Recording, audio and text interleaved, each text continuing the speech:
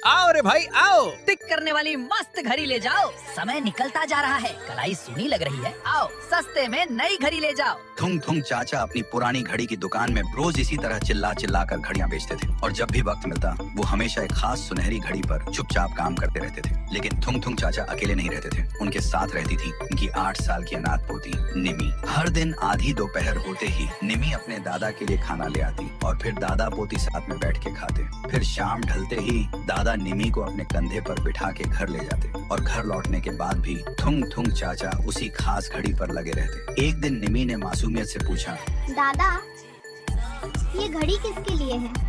आप इसमें इतना वक्त क्यों लगाते हो?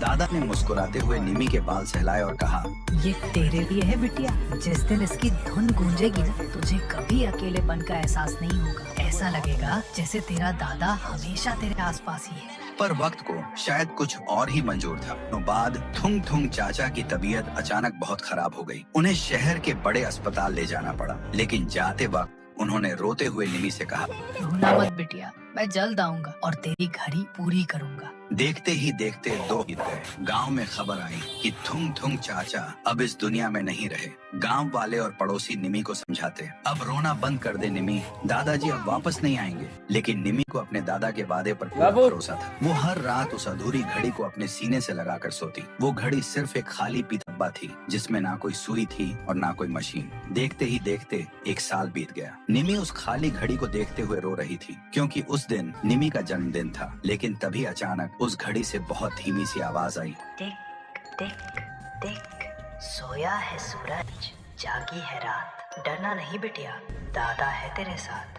निमी की आंखें खुली की खुली रह गईं। जो घड़ी पिछले 1 साल से खाली और बेजान थी, उसके अंदर से एक बहुत प्यारी सी धुन बजने लगी। वो वही धुन थी जो उसके दादाजी उसके लिए गुनगुनाया करते थे। निमी ने हैरानी से पीछे मुड़कर देखा और उसने जो देखा उसके रोंगटे खड़े हो गए। दादाजी उसके सामने खड़े थे। उनके चेहरे पर एक अजीब सा नूर था। उन्होंने अपने हाथ आगे बढ़ाए और बोले, मैंने कहा था ना बिटिया, मैं अपना काम अधूरा नहीं छोड़ूंगा। सुनते ही निमी भागकर उनके गले लग गई और रोते हुए बोली, दादा आप वापस आ गए? दादाजी ने मुस्कुराते हुए कहा, मैं गया ही कब था, अब जब भी तू डर जाए या अकेली हो बस इस घड़ी की धुन सुन लेना, मैं हमेशा तेरे पास रहूंगा, अब रोना नहीं।